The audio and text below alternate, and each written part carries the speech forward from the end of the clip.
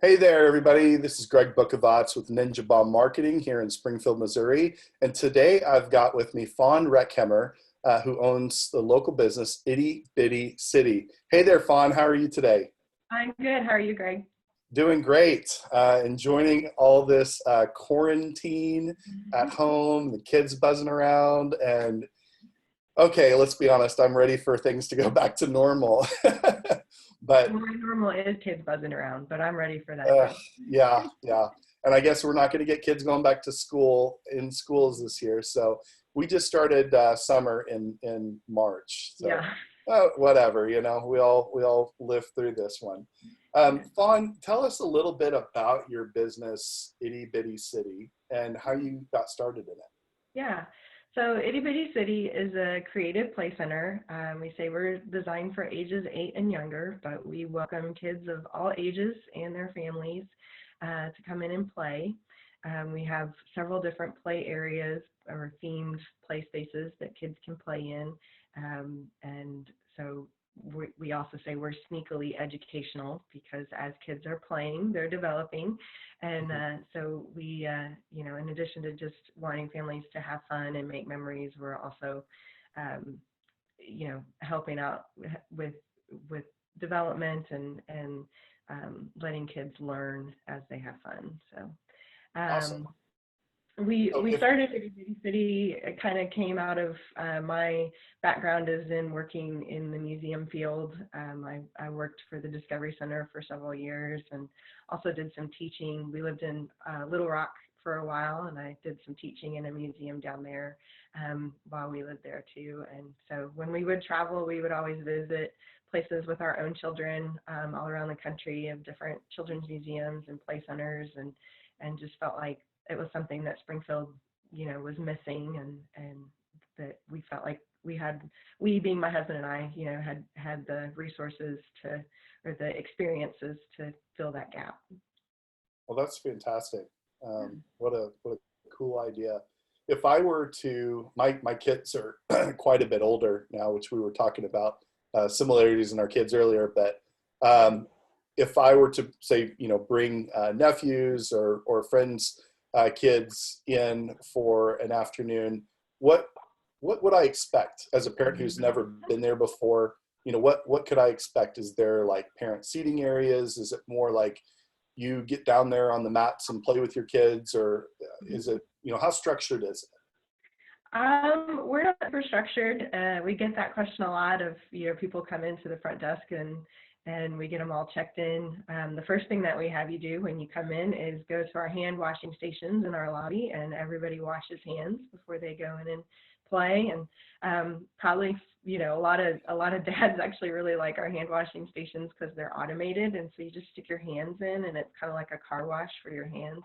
So the dads always like that part, So you but were teaching hand washing before that was cool then? that's right. We Yeah. we we actually did a Facebook post where we said we've been washing all the hands since 2016. That's when we opened. So yeah, Wow. that's always been a thing that we're very particular about our cleanliness at Itty Bitty City. So no, no changes there. We'll keep on washing those hands for sure. But yeah, a lot of times people, when we get them all checked in and hands washed, and they say, okay, now what do we do? And really the answer is you just kind of let your kids lead the way. Um, we have lots of different play areas, as I mentioned. There is several different playhouses that are themed. So we have a little grocery store where kids can go grocery shopping. We have a cafe where they can dress up as chefs and make pizzas and sushi and serve ice cream and cupcakes and make sandwiches and things like that. There's a veterinarian office where they can be vets, and we have different sizes and types of stuffed animals in there that they can take care of. We also have a pit stop and a road that kids can ride. We have ride-on toys that they can ride around and then stop at the pit stop and get them repaired or gassed up. We have a schoolhouse, and so kids love to go in there and be the teacher and either teach their siblings or their friends or also their parents, of course. What else? We have a fire station, and then next door there's a house that's on fire, so they can put the fire out. We have a big stage where they can do dress up and dramatic play, puppet show, musical instruments. We have big blue blocks where they can, it's basically like huge Tinker Toys, but they're made out of a softer foam so nobody gets crushed, but they can build forts and things like that with those. We have, as far as we know, the longest train table in the state of Missouri. We have a 17-foot long train table. Wow. So, yeah, so the train aficionados love that table. And then we also have our playology lab, which is kind of closer to sort of a classroom setting where we have a different craft and set of activities in there every week. So that changes out depending on the season, or, you know, like this week was Earth Day, so we would have been doing an Earth Day themed craft and having a sensory bin. And then also in that space, we have these giant glass windows that we let the kids paint on. So that's always a popular activity. And then I think I actually left out our most popular one, which is our water table.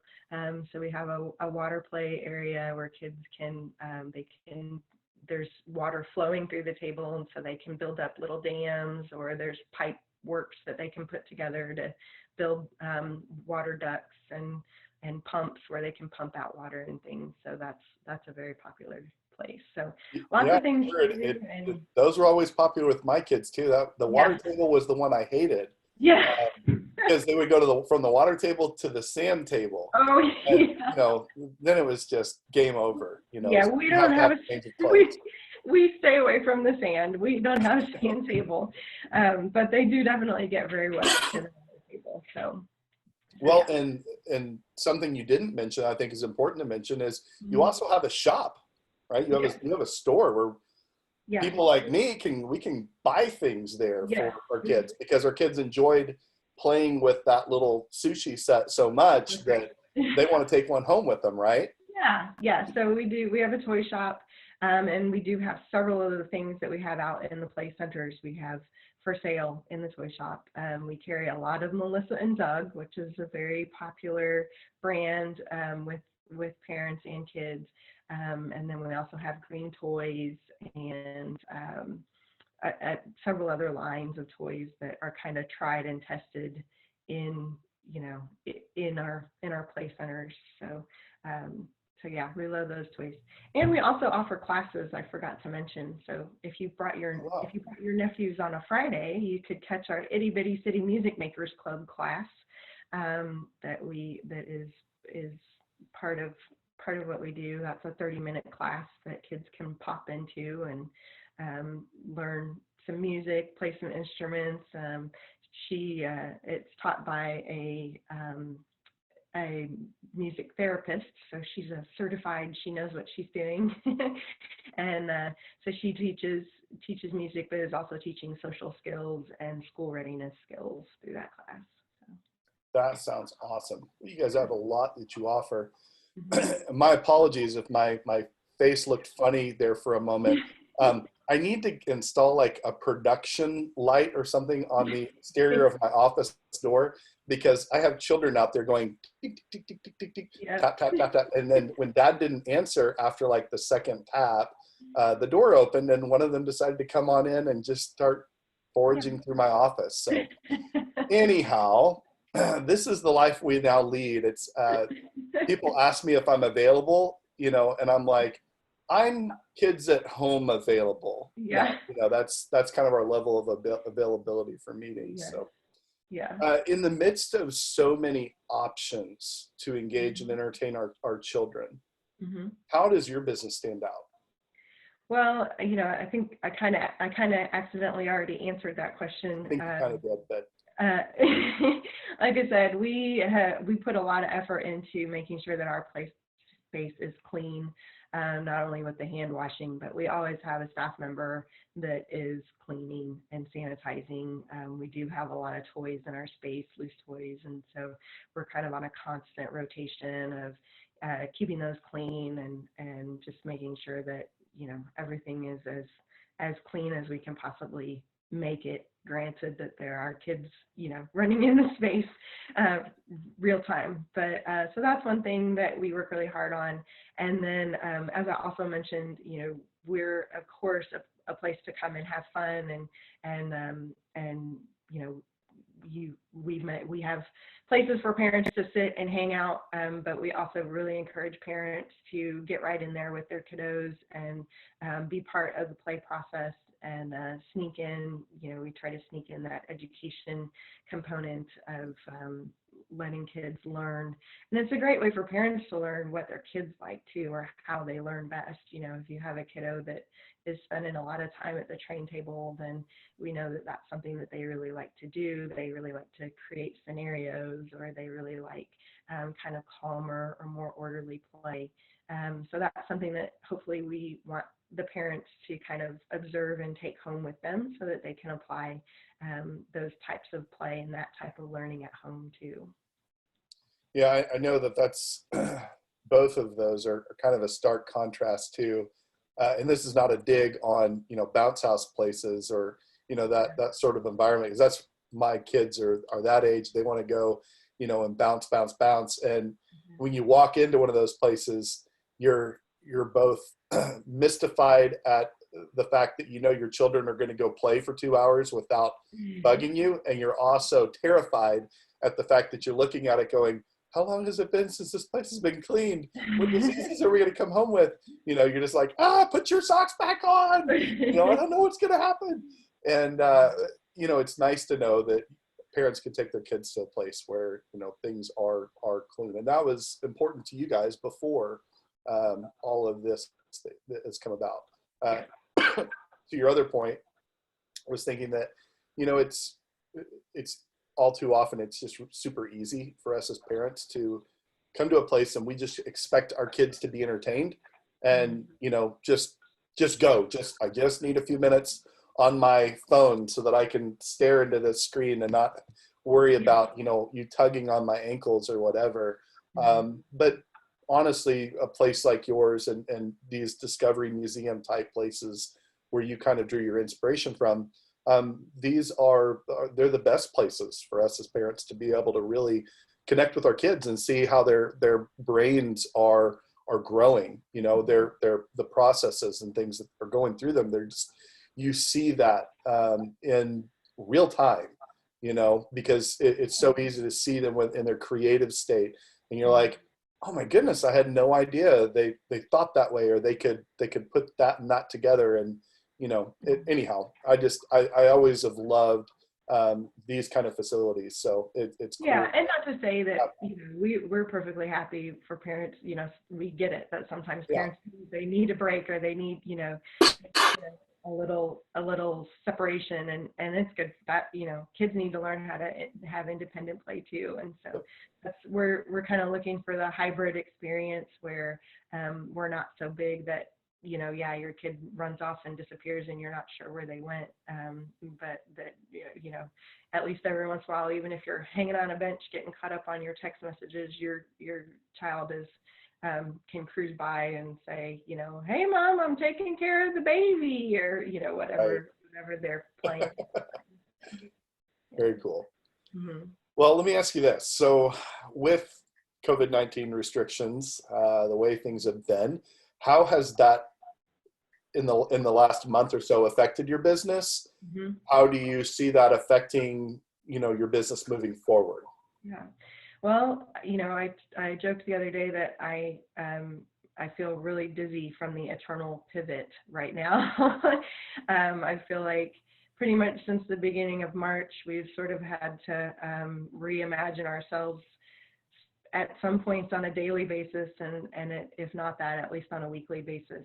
So, one thing that has been a huge help for us is that we had the toy shop, and luckily folks have been really supportive of us and have continued to buy toys from us in whatever format we were able to offer based on whatever the rules of the order have been. They keep changing, and so as we go along, like I said, it's been really awesome to see that response from from our community to support us in that way. And then, we've also gotten support from our members who have continued to let their memberships keep going. And of course, we'll extend those once we open and know how long we've actually been closed, and we'll extend those. But so we've had great support and through all of our crazy, wacky ideas as we try to pivot through this. And, going forward, I think at least in a temporary point of time, we're going to have to make adjustments to how we have people in our building. Our space allows for 130 people at a time, but I'm guessing that at some point they're going to say, okay, you can have 10 people. Okay, you can have 50 people, kind of the way. I'm guessing we'll go back out the way we came into this. Right. That's just me speculating, of course.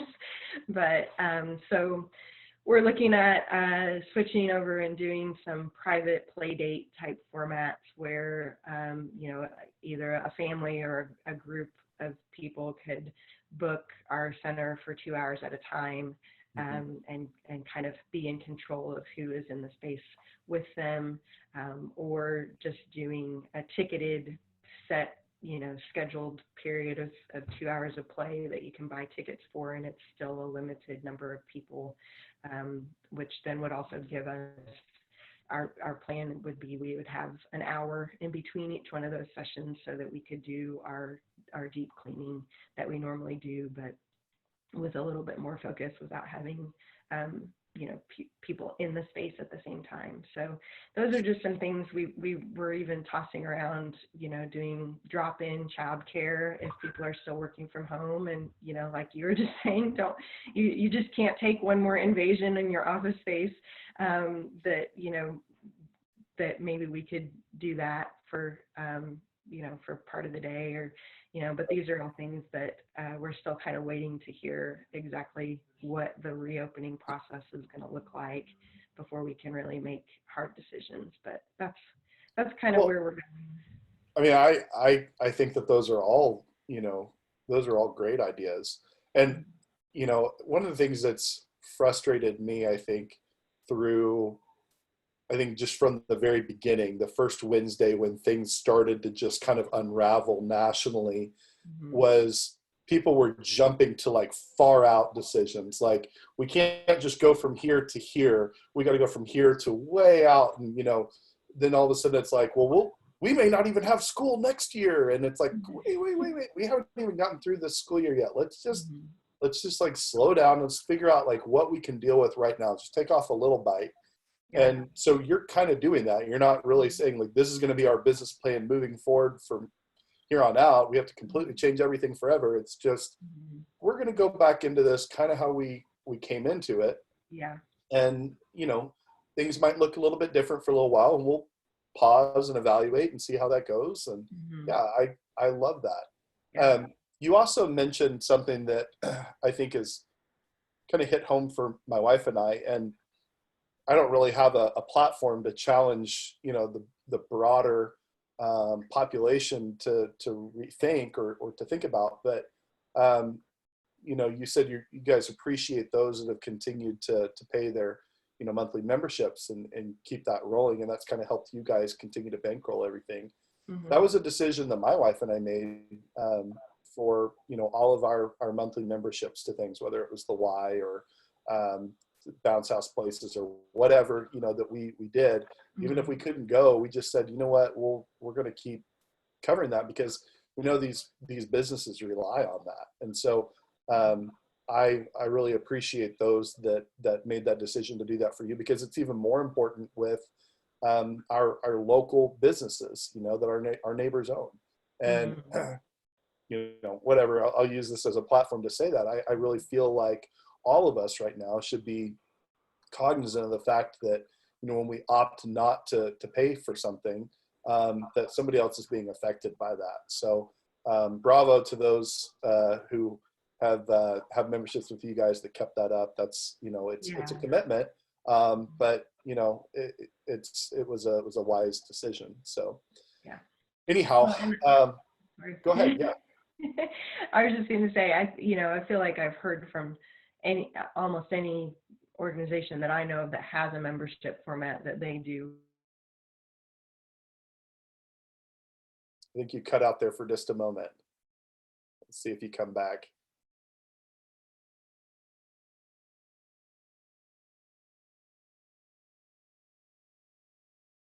You there? Okay, I lost you there for just a moment. You kind of froze. Okay. So about 5 seconds after you started talking again, you froze Okay. up. I think I was just saying that I think that, most of the organizations that I know of that have a membership base are saying that they are going to extend, those memberships or make sure that everybody still gets their money's worth for that. But, Yeah. For right now, it feels like you're not getting your money's worth, but it is a huge help to the business because we still have overhead costs. We still have rent to pay and utilities to pay, and I can't turn off my phone line and then turn it back on and have the same number. So, there's all those things that we still have to pay for. Well, Fawn, thank you for taking the time to jump on this with me today, and wish you guys the best. And I look forward to actually getting to meet you in person when all of this blows over. Have a great day. Thank you. I appreciate you inviting me.